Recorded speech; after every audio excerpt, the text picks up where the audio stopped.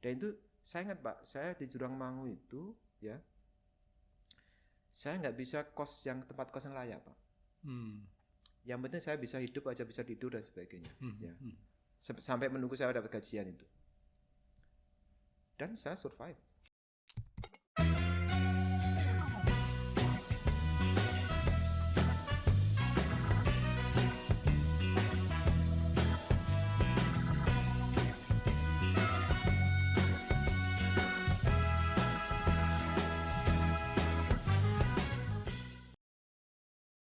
Dulu gimana ceritanya Pak Darto kok bisa milih STAN ya? Karena kan STAN itu apa ya? Itu kumpulan dari anak-anak pinter di seluruh Indonesia, ya. Dan Saya kemudian di STAN itu kan terkenalnya susah masuk tapi susah keluar juga kan? enggak lah Pak, anak STAN pintar-pintar lah. Saya dulu begini Pak sebenarnya, saya kan lulus SMA itu 87. Saya udah pernah kuliah Pak sebenarnya. Di salah satu institut teknologi lah terbesar di Indonesia, bagian yang sebelah timur lah. Oh, sebelah timur di ya. Di Surabaya ya. Surabaya Oke, lah. oke. Saya ngambil teknik elektro pada waktu itu. Oh, iya iya. Tapi dengan banyak hal lah pertimbangan pada waktu itu, sehingga saya memutuskan untuk mencari kuliah yang dibayarin Pak. Ya, di kuliah. Sehingga saya pikir itu akan lebih fit dengan situasi saya pada waktu itu. Sebenarnya lebih itu sebenarnya. Sehingga saya mungkin nggak lama itu saya kuliah di situ, mungkin hanya sekitar 1 bulan 2 bulan Pak sebenarnya. Karena berbagai hal, tapi saya nggak putus asa Pak. Saya meyakinin bahwa saya bisa gitu. Ya, meskipun saya di Surabaya pada waktu itu saya numpang orang lah istilahnya ya. Saya sudah numpang sepupu saya yang luar biasa. Terus saya itu Pak kuliah, tapi dia sambil kerja nanggung beberapa adiknya, saya numpang lagi di situ, ya kan. Sehingga pada waktu itu saya lebih memutuskan apa yang bisa saya lakukan. Dan saya melihat, oh ini ada STAN yang saya bisa bekerja dan nanti digaji. Hingga saya waktu itu saya memutuskan di situ, dan saya melihat, saya selalu ingat sekali itu kata-kata orang tua saya, asal kamu tekun, pasti bisa. Pasti tercapai cita-cita. Dan saya melihat benar pada waktu itu adalah, oh ini sesuatu yang luar biasa nih ya. Sesuatu yang bisa saya workout lah. Apalagi pada waktu saya masuk ke STAN pertama kali Pak Maranto, saya banyak sekali lihat, banyak sekali bapak-bapak yang dari luar negeri Pak yang ngajar Pak, ngajar itu ya. Luar biasa nih. Dan saya bilang, saya pasti bisa seperti itu ya. Jadi mungkin ini bagus juga untuk pelajaran untuk anak-anak sekarang gitu ya. Semua orang tuh punya masalah gitu, ya, termasuk saya pada waktu itu ya. Dan tergantung bagaimana kita menyikapinya. Dan Tuhan tuh sangat maha adil itu, ya. Adil dalam artian Anda pasti selalu diberi jalan keluar, asal Anda niat itu aja. Dan itu saya ingat Pak, saya di Jurangmangu itu, ya, saya nggak bisa tempat kos yang layak Pak. Yang penting saya bisa hidup aja, bisa tidur dan sebagainya. Ya. Sampai menunggu saya dapat gajian itu. Dan saya survive. Gaji pertama tahun berapa itu? Saya dapat gaji pertama itu kan saya karena nunda setahun, tahun 88, saya dapat gaji itu pertengahan tahun 2089 Pak. Oh 89 ya. Jadi 1,5 tahun itu ya pokoknya survive aja. Lebih parah lagi Pak, pada waktu tingkat 2 itu di Purnawarman Pak. Oh. Saya pada waktu itu saya ingat saya nggak bisa bayar kontrakan tuh. Saya numpang Pak ke teman-teman itu. Mungkin ada 3 bulan nggak salah pada waktu itu. Jadi artinya bahwa everybody have their own problem lah. Dan semua orang punya cobaannya sendiri-sendiri. Ini pun pelajaran bagus untuk teman-teman bahwa bagaimana menyikapinya, sepanjang itu positif, saya yakin pasti ada jalan keluar. Mungkin tidak seoptimal yang kita inginkan, tapi selalu ada jalan keluar, dan yakinlah bahwa itu yang terbaik untuk kita. Itulah yang saya lihat pada waktu itu Pak. Jadi saya tidak putus asa pada waktu itu.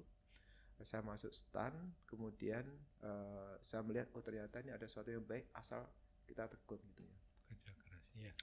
Sehingga pada waktu itu begitu saya lulus pun Pak, ternyata Tuhan memang maha adil Pak. Saya langsung jadi esprinya Pak Dirjen pada waktu itu. Iya.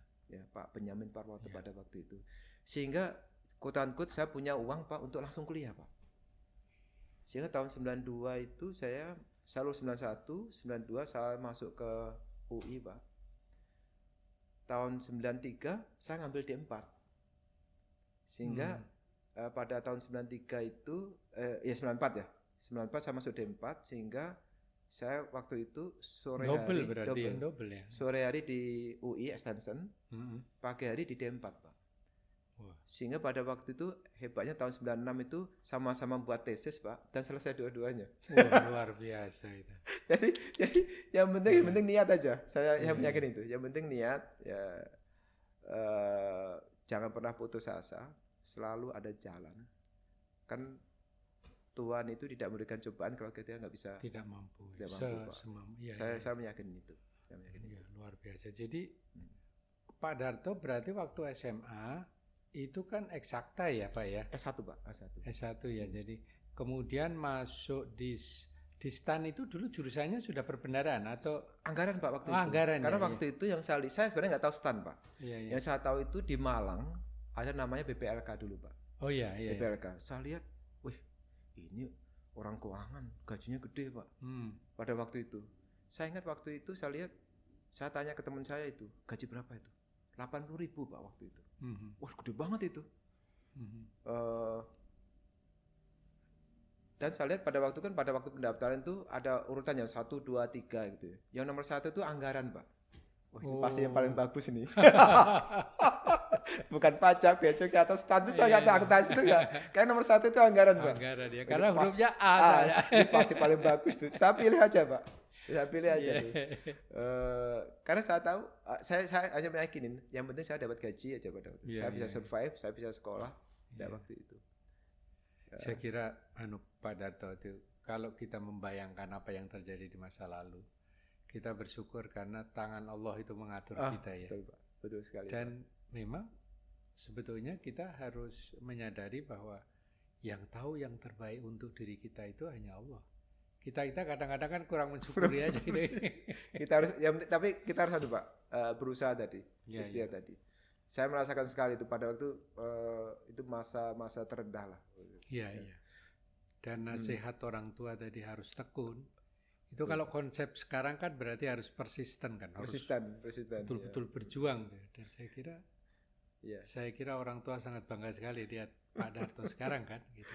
Sekarang orang tua masih ada Pak? Oh enggak, sudah yatim piatu. Wah, iya. Luar biasa. Oke, jadi Pak Darto double itu jadi lebih dulu ke UI dulu ya? Ke UI dulu, baru ke D4 gitu ya.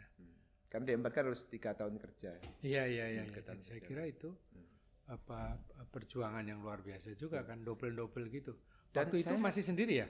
Masih sendiri. Dan saya waktu itu punya keberuntungan Pak, karena bisa langsung dari Esprit ya, Pak Benyamin, kemudian ke Pak Darsa. Sehingga saya juga punya exposure, karena waktu itu Pak mulai datang dari luar negeri seperti Pak Ahmad Royadi, Pak Nasution, Mas Wijaya, Pak Badarudin dan sebagainya. Saya melihat nih, hebat banget ya orang-orang ini. Pemikiran beliau itu luar biasa gitu. Itu mungkin yang menginspirasi saya Pak. Sehingga saya lihat nih orang ini luar biasa banget cara berpikirnya. Ya. Kemudian saya kenal ya mungkin ya top inilah ya, tapi di sisi anggaran memang, cara berpikir beliau-beliau yang luar biasa gitu ya, itu yang membuat saya sangat beruntung sekali. Sangat beruntung sekali. Iya, tidak terkecuali Pak Siswo ya yang menjadi soko guru di situ ya. Pak Siswo bagi saya adalah orang yang sangat amazing Pak, persisten sekali dia. Persisten dalam artian dia berusaha sekali untuk benar-benar dengan undang-undang keuangan negara ini Pak. Beliau sangat persisten, termasuk konsep back office, middle office dan back office tadi yang menurut saya yang amazing Pak. Kita itu kan satu paket waktu ya, ada beliau-beliau bareng ya. Pak Nas, Pak Mulia, kemudian Pak. Semua satu rombongan pada waktu itu. Tumbuh tutup lah gitu. Kemudian dulu ada saya terlibat di tim itunya, tim kecilnya waktu itu. Yang waktu Undang-Undang 17 ya. Karena pada saat itu saya sudah jadi direktur APBN dulu. Oh siap. Waktu itu saya pas kuliah Pak di Australia itu. Di Australia ya. Tahun 2004 sampai 2008. Iya. Sehingga pada waktu itu begitu saya pulang dari Australia itu saya di perbendaharaan. Kan organisasi sudah pecah 2006 ya. Iya. Saya di perbendaharaan karena pada waktu itu saya dari anggaran, saya pertama kali datang tuh lapornya ke Pak Ahmad Royadi almarhum. Oh, ya. Tapi secara status saya di perbendaharaan, sehingga pada waktu itu sebenarnya Pak Ahmad ya kamu ke anggaran aja. Tapi waktu itu dirjennya perbendaharaan ada Pak Mulia waktu itu. Sudah Pak Mulia, Pak Heri Purnomo. Pak Heri Purnomo melihat CV saya selalu IT terus meskipun ekonomi akuntansi, saya langsung ditugaskan nih ada kontrak span yang nggak jalan-jalan. Saya waktu itu ya istilahnya thrill dalam artian wah ini luar biasa. Saya lihat tornya Pak, luar biasa nih tornya ini. Tapi saya tidak tahu bahwa very bold pro and cons terkait dengan proyek tersebut sangat besar ya. Saya baru menyadari setelah saya tanyakan kontraknya Pak. Saya tanyakan kontraknya. Ya itu ada masa di mana ada semacam ketidaksepahaman. Ya. Waktu itu. Tapi kita beruntung setelah Bu Sri Mulyani datang, itu kemudian ada Pak Bobi ya. Pak Bobi masuk duluan Pak, sebelum saya. Jadi Pak Bobi itu tapi zamannya Bu Sri Mulyani Pak Bobi betul. Itu ya betul. Jadi saya sebenarnya kan datang itu sekitar Juni 2008. Pak Bobi udah bergabung Januari 2008 Pak. Ya. Kita beruntung karena kemudian kan waktu zamannya Pak Agus Marto itu kita masih ya itu, wah gimana ini IT gimana, nanti orang harus pensiun dini segala macam. Iya. Iya, Pak Darto luar biasa ini, Pak Darto. Jadi pengalaman Bapak untuk belajar di dalam dan di luar, yang saya kira ini mudah-mudahan menjadi inspirasi yang cukup kuat bagi generasi muda gitu. Persistensi itu kemudian menjadi sangat diperlukan gitu. Betul. Manjada mawajada Pak. Wah, itu keren. Kan bahasanya kan itu Pak. Iya. Jadi ya siapa yang niat tekun ya itulah jadi pemenangnya. Ini mungkin pelajaran untuk teman-teman. Iya. Milenial. Ya Pak Darto ini, Pak Darto kan rasanya kantor itu kayak rumah ya Pak. Apalagi waktu di STP dulu kan, begitu mau span itu kan tidur di kantor gitu ya. Gimana ini keluarga ini, ibu, anak-anak gitu? Jarang ketemu kan ini gitu ya? Keluarga luar biasa Pak Marwanto ya, terutama istri saya ya. Tapi saya juga harus memahami mereka, sehingga waktu dulu Pak, waktu di STP itu kalau Sabtu saya ke kantor, kan Sabtu pasti saya ke kantor tuh. Iya. Anak-anak saya bawa Pak. Anak saya bawa ke kantor. Jadi istri lepas lah. Oh gitu ya. Kalau hari Minggu saya ke kantor baru enggak saya aja. Tapi kalau di Sabtu biasanya selalu saya aja Pak. Kebetulan pada waktu itu kan anak saya kan sekolahnya swasta semua Pak. Jadi Sabtu itu pasti libur. Oh waktu itu ya. Anak saya kebetulan kan dua-duanya itu karena bahasa Indonesianya nggak bagus, nggak ada yang terima di negeri. Waktu itu masih sekolahnya swasta semua. Baru yang kecil aja waktu SMP baru masuk negeri. Sehingga Sabtu bisa ikut saya selalu kan. Jadi pagi sampai sore teman-teman sapa itu pasti. Sabtu itu saya sebenarnya kerja sambil keluar sambil ngurusin anak-anak. Pada waktu itu. Makanya anak-anak pasti kenal semua. Anak saya kenal semua dengan teman-teman di STP itu. Ya. Alhamdulillah. Jadi bisa memanage itu dengan baik. Pak Darto, the last question ini Pak Darto. Pak Darto kan berada di antara pegawai Kementerian Keuangan yang milenial. Siap. Dan kemudian kita melihat bahwa ke depan yang mengambil alih estafet kepemimpinan Republik yang kita cintai ini, khususnya Kementerian Keuangan kan juga nantinya anak-anak milenial. Is there any strong message Pak kepada anak-anak muda ini untuk perjuangan ke depan Pak? Ya Pak, ini seperti yang saya sampaikan tadi bahwa tantangan Kementerian Keuangan ataupun Indonesia ini sangat luar biasa. We are now in the G20 League, Pak. Jadi kita mungkin sudah lebih tinggi dari, ya mungkin ASEAN kita udah lebih baik lah. Jadi liga kita ada liga G20 lah. Ya. Dan kita Bu Menteri selalu sampaikan jangan sampai kita selalu di middle income atau middle income trap lah. Iya, betul.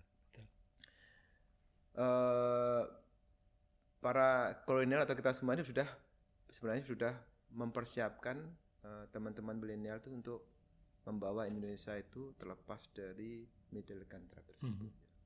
Jadi artinya dan tadi memang tiap generasi pasti membuat sejarahnya sendiri. Message saya, Pak, pesan kepada teman-teman semua yang milenial ini, Anda membuat sejarah Anda sendiri. Tapi sejarah yang tadi membawa Indonesia menjadi lebih maju.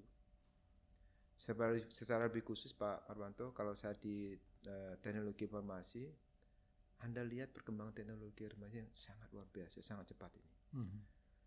Sebagian Anda harus, atau sebagian besar harus comprehend ini, harus memahami ini. Ya. Tidak boleh menutup diri. Sehingga Anda bisa, atau kita semua bisa memanfaatkan sebesar-besarnya perkembangan teknologi itu untuk kemajuan kita bersama. Open mind, selalu belajar, persisten, dan tadi Pak, siapa yang bekerja keras, siapa yang tekun, siapa yang rajin, pasti ada itu yang lebih baik. Jadi mari kita bawa Indonesia menjadi maju, mari kita bawa Kementerian Keuangan lebih maju, dan untuk itu Anda harus tadi bekerja dengan tekun, baik, persisten, open mind, dan lihat bahwa dunia sekeliling kita bergerak sangat cepat, ya, sangat dinamis, sehingga kita pun harus juga tadi hal yang kita lakukan harus cepat dan dinamis, tetapi tetap akuntabel tadi. Pak.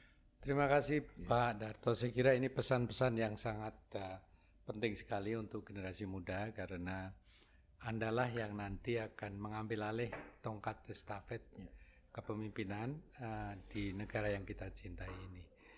Sekali lagi terima kasih Pak Darto. Mudah-mudahan dalam membantu Bu Menteri Keuangan untuk mengelola sumber daya manusia, organisasi, birokrasi, dan information and technology bisa memberikan sumbangsih bagi kemajuan bangsa dan negara. Siap. Tetap jaga kesehatan, Pak. Terima kasih Pak Marwanto atas undangannya. Mudah-mudahan memberikan semangat pada para pemirsa pendengar. Iya, saya kira sangat sekali, Pak. Saya yakin bahwa inspirasinya banyak sekali, Pak Darto, dan insya Allah ini juga akan menjadi bagian daripada proses pembelajaran di Kementerian Keuangan. Makasih. Terima kasih. Matur nuwun Pak Darto.